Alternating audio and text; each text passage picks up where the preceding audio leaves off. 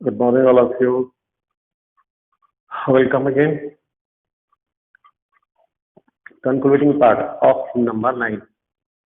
Reforms through laws, different laws, अलग अलग laws बनाए गए, इसके थ्रू रिफॉर्म्स लाए गए, सुधार लाए गए, ये हमने पढ़ा.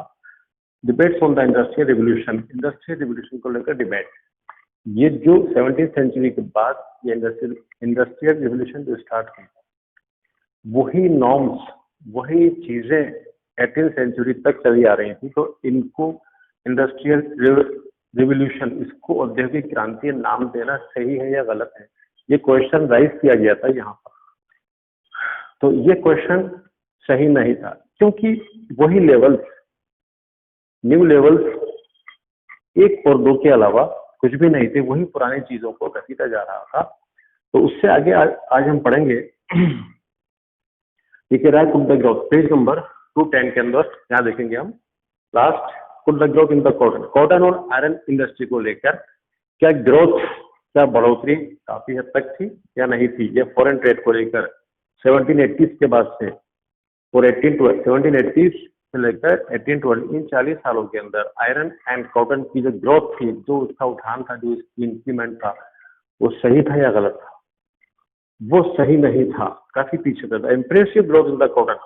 अब कॉटन ग्रोथ की जो इम्प्रेसिव ग्रोथ थी कॉटन टेक्सटाइल की, based on a new machinery. ये बेस्ड थी मशीनरी पर, क्योंकि टेक्सटाइल मशीनरी बन चुकी थी और उसमें कपड़ा बनाया जा रहा था.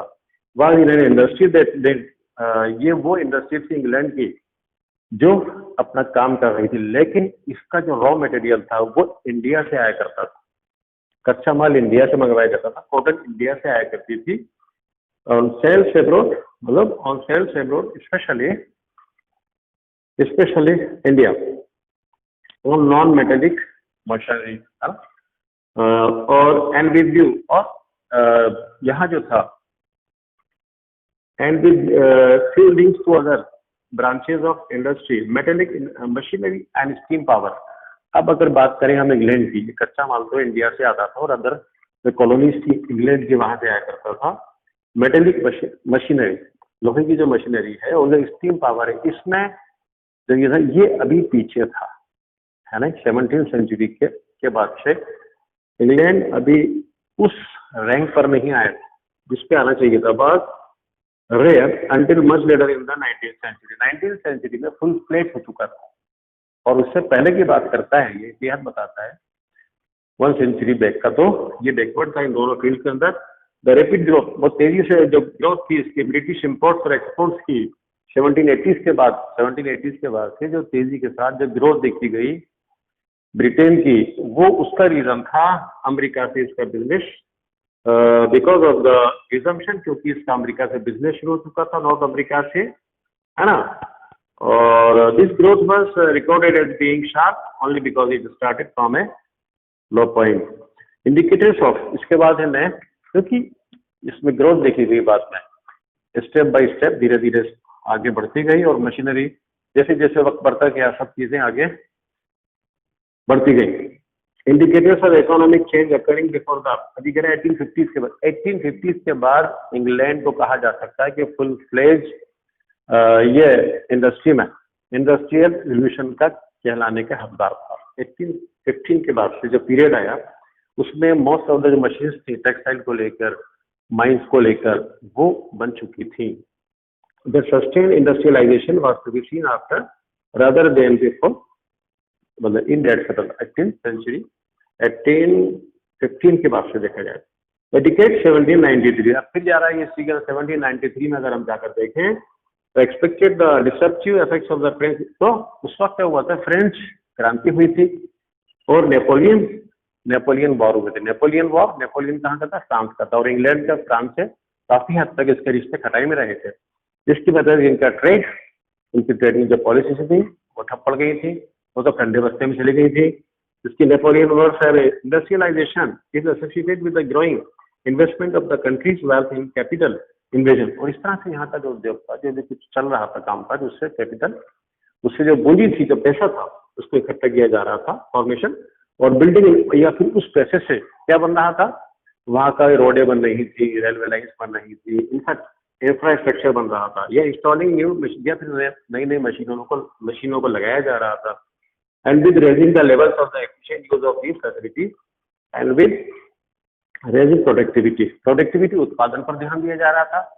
इस हद तक उत्पादन इस साल है ना डे बाई डे किया जा रहा था। प्रोडक्टिव ऐसा इन्वेस्टमेंट जिससे कुछ हासिल हो, जिससे कुछ उत्पादन मिले, कुछ हासिल अचीवमेंट हासिल हो। इन the sense grow steadily after 1820 के बाद, 1815 या 20 के बाद ये चीजें प्रोडक्टिविटी हर चीज के अंदर बहुत ज्यादा बढ़ोतरी देखी गई। ये बात बार बार यहाँ बता रहा है। एसडी लेवल्स ऑफ प्रोडक्टिविटी, जहां तक हम प्रोडक्टिविटी की बात करें, उत्पादन की बात करें, तो ब्रिटेन काफी हद तक 1820 के बाद उत्पादक क्षमता में काफी आगे बढ़ चुका था। तो कॉटन पर्टिकुलरली जो रुई थी, कॉटन था, आयरन था, इंजीनियरिंग इंडस्ट्रीज और machinery industries he had accounted for less than half of the industrial output 1840 तक 50%।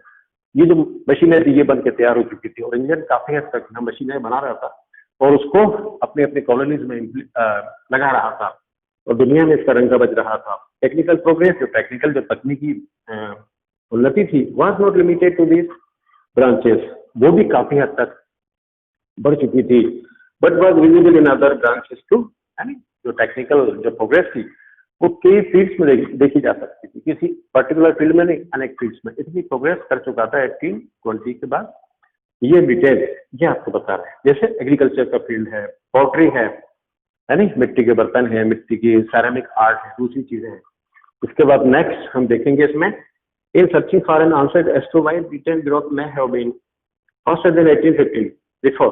1815 के बाद यहाँ पर ग्रोथ क्यों नहीं थी, 1815 से पहले क्यों नहीं थी और बाद में क्यों हुई। हिस्टोरियंस, इतिहासकार ये बताते हैं कि to the fact that from the 1760s के बाद से 1850 के बीच जो पीरियड रहा, ये जो काल रहा, Britain try to do two things. Britain ने दो चीजें एक साथ करने की कोशिश की साइमल्टेनियसली। क्या? तो इंडस्ट्रियलाइज, सबसे पहले तो उद्योग, नए नए उद्योग लगाना। हर जगह जहाँ उद्योग नहीं है, जिस सिटी में इंडस्ट्री नहीं है, वहाँ इंडस्ट्री लगाना पहली चीज। दूसरा था to fight war in Europe. दूसरा जो काम था वो था यूरोप कंट्रीज से वॉर करना, युद्ध करना और अपनी कॉलोनीज को बनाना। ये युद्ध करना, नॉर्थ अमेरिका, यूरोप से युद्ध करना, नॉर्थ अमेरिका से करना और इंडिया से करना, और इनको अपना कॉलोनी बनाना, अपना माल यहाँ बेचना, यहाँ का जो कच्चा माल है उसको अपनी कंट्री बनाना, और फिनिश गुड्स यहाँ से बनाकर इन कंट्रीज में हाई लेवल्स पर, हाई प्राइस पर जाकर बेचना। ये इसका एंड इट में possibly have failed with one. और एक चीज को लेकर ये फेल हो गया, संभव था फेल हो गया ब्रिटेन इन दोनों में। एंड इट में fail possibly in but Britain was at war. Britain जो था वो 36 साल तक युद्ध करता रहा। यूरोप, अमेरिका और इंडिया, इन सबको मिलाकर जो अगर काउंटिंग की जाए तो 36 साल लगते हैं। 36 साल में इसने 36 साल तक युद्ध किया। जब जो पैसा इसने इंग्लैंड में इंडस्ट्री के अंदर अगर उसमें इन्वेस्ट करने के लिए लगाया था, वो इन्वेस्ट इसमें वो पैसा, वो कैपिटल इन्वेस्ट तो नहीं हो पाया, वो युद्ध के अंदर बर्बाद हो गया वो पैसा। और हाँ, वो युद्ध के अंदर सारा जो कैपिटल था वहां लग गया। और फिर वहां की गवर्नमेंट ने क्या किया, वहां के पब्लिक पर 35% टैक्स लगा दिया ताकि गवर्नमेंट अपनी इनकम कर सके। 33% टैक्स लगा दिया, है नहीं, was made by the taxing people income. लोगों से 35% टैक्स लगाया और लोगों से उसको रियलाइज किया, वसूला। वर्कर से काम करने वाले फैक्ट्रीज में उनको ट्रांसफर कर दिया गया, उनको ट्रेनिंग देकर युद्ध में पहुंचा दिया गया, क्योंकि काफी 36 साल के अंदर हजारों लाखों सिपाही मर चुके थे। तो जो फैक्ट्री में काम कर रहे थे लोग, उनको युद्ध में डाल दिया गया, आर्मी के अंदर डाल दिया गया। फूड प्राइसेस जो कीमतें थी वो आसमान छूने लगी हर चीज की। द पुअर हेड, जो गरीब था बेचारा, वो सिर्फ कंज्यूमर कमोडिटी ही परचेज कर सकता था, सिर्फ रोटी कपड़ा मकान के ही उसके पास पैसे बचे थे। नेपोलियन पॉलिसी, उधर जो नेपोलियन जो फ्रांस का था, उससे इंग्लैंड की हमेशा से मतलब फ्रांस की काफी हद तक लड़ाई रही। तो उसकी जो ब्लॉकेड पॉलिसी थी, हाँ जी, वो पॉलिसियां, दूसरी policy blockade and the British reaction to them, और ब्रिटिश लोगों का नेपोलियन की इस पॉलिसी के प्रति रिएक्शन, है ना, क्लोज द यूरोपियन कॉन्टिनेंट। इस चीज को लेकर यूरोपियन कॉन्टिनेंट के दरवाजे इंग्लैंड के लिए बंद हो चुके थे, क्योंकि यूरोपियन कंट्री में, यूरोप का जो कहलाता है फ्रांस का जो जन्म था नेपोलियन बोनापार्ट, उसकी जो पॉलिसियां थी उसने ब्लॉकेट कर दिया था, रुकावट लगा दी थी। इसको लेकर यहाँ से लेन देन बंद हो चुका था कुछ हद तक। And the British reaction to them close the European country, the destination for more than half of British exports to British traders. और मतलब ये काफी हद तक व्यापार यूरोप कंट्री से हुआ करता था, इसका ब्रिटेन का, लेकिन अब वो चीज खत्म हो चुकी थी। नेक्स्ट स्टेज के बाद ये कह रहा है कि द वर्ड इंडस्ट्रियल, ये जो वर्ड है industrial use with the word revolution, इसका यूज किया गया क्रांति के साथ, रिवोल्यूशन के साथ। इज टू लिमिटेड, ये बहुत लिमिटेड है आज की डेट में देखा जाए तो, उस डेट में देखा जाए तो 18th सेंचुरी के बाद से ये बहुत सीमित है। The transformation extended beyond the economic और द इंडस्ट्रियल स्फीयर। अगर हम दोनों जो दायरे हैं, इन दोनों दायरों से बाहर निकलकर अगर हम देखें, दो दायरे कौन से, इकोनॉमिक और industrial sphere, and into society, और सोसाइटी में अगर आए and give prominence to classes, और हम जी तो क्या the bourgeoisie and the new class of proletarian labourers. ये लेबर्स हैं, दो तरह के लेबर हैं जो इंडस्ट्री में काम करते थे, उनका क्लासिफिकेशन है वो बताया गया है। इन टाउन्स, टाउन्स में रहने वाले, एंड इन द कंट्री, और टाउन में रहने वाले और टाउन से बाहर रहने वाले, ये दो तरह के मजदूर पेशा लोग थे। इनकी इकोनॉमिक कंडीशन, इनकी सोसाइटी क्या थी वो यहाँ बताया गया है। लास्ट आता है 1851 में क्या हुआ, visitors from the great exhibition. जो विजिटर्स थे 1851 में, विजिटर्स थ्रॉन्ग का मतलब जमा हो गए विजिटर्स, कहाँ, the great exhibition and the special, एक एग्जीबिशन लगाई गई 1850 के अंदर, ये 51 में जबरदस्त एग्जीबिशन लगाई गई, काहे की achievements of Great Britain, Great Britain के achievements in the fields of industry, in the fields of mines, in the field of machinery, in the field of different fields, in the field of science, उसकी exhibition लगी। Exhibition जहां लगी वो एक महल था, उसको महल के रूप दिया गया, उसको कांच का बनाया गया, ये लोग बाहर से देख सके, ठीक है, उसको बनाने का पर्पज ये था।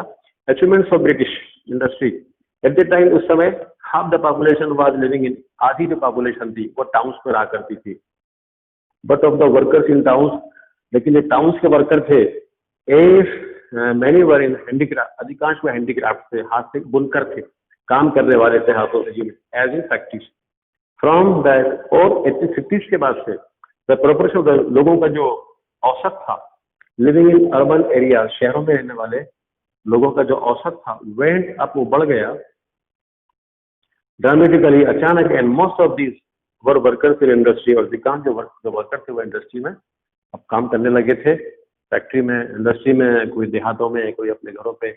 हमने सारी चीजें पढ़ी हैं, ये उसका शॉर्ट में आपको बता रहा है। लिव्ड इन रूरल एरिया, और ओनली करीब 20% जो ब्रिटेन की जो पॉपुलेशन थी, जो वर्कफोर्स था, वर्कफोर्स जो काम करने वाले मजदूर होते हैं, वर्कफोर्स, नाउ लिव्ड इन, वो कहाँ रहते थे, रूरल एरिया में। सिर्फ 20% ही रह गए थे, बाकी 80% टाउन्स में और सिटीज में आगे रहने लगे थे। इतनी प्रोग्रेस कर चुका था, इतना इंफ्रास्ट्रक्चर बन चुका था इंग्लैंड में, इसकी मशीनरी में इतनी सहूलत हो चुकी है नहीं। अब ये एक नया ब्रिटेन था, एक मॉडर्न ब्रिटेन इसको कहा जा सकता था। There had been Britain in the other European countries, European countries के मुकाबले, उसके कंपैरिजन में इंग्लैंड कहीं ज्यादा एक्सीड कर चुका था, कहीं ज्यादा बढ़ चुका था। In his detailed study of the British industry, the historians है, ये हिस्टोरियन है, पूरी स्टडी करने के बाद ब्रिटेन की 1850 के बाद से, न्यूसन, ये ग्रेट हिस्टोरियन है, इन्होंने क्या कहा है, सजेस्टेड, इन्होंने सजेस्ट दी है कि डेट क्या दिया है, डेट देयर आर, क्या कहा इन्होंने, there are good grounds for regarding the period 1850 से लेकर 1914 तक, गुड ग्राउंड से हम इसे कह सकते हैं industrial revolution in the true sense, ये क्रांति है। As that in which the industrial revolution really occur, सही मानों में 1850 के बाद से लेकर 1914 तक क्या हुई है, बेहतरीन इंडस्ट्रियल एक क्रांति जिसे कह सकते हैं सही अर्थों में, इस इतिहासकार ने ये बात कही है। एज ए मैसिव स्केल, ये बहुत बड़ा, एक बड़े पैमाने पर, मैसिव स्केल एक बड़े पैमाने पर, ट्रांसफॉर्मिंग द होल इकोनॉमी, जिसने, इस इंडस्ट्री ने पूरी इकोनॉमी को, पूरी सोसाइटी को बिल्कुल पलट के रख दिया, much more widely and deeply than the earlier changes had done. इससे पहले जो चेंजेस हुए थे उनसे कहीं ज्यादा उलट कहीं ज्यादा, कहीं मल्टीपल प्रोग्रेस वो चीज देखी जा सकती थी। ये सारे क्वेश्चंस आप कर लें। Thank you so much.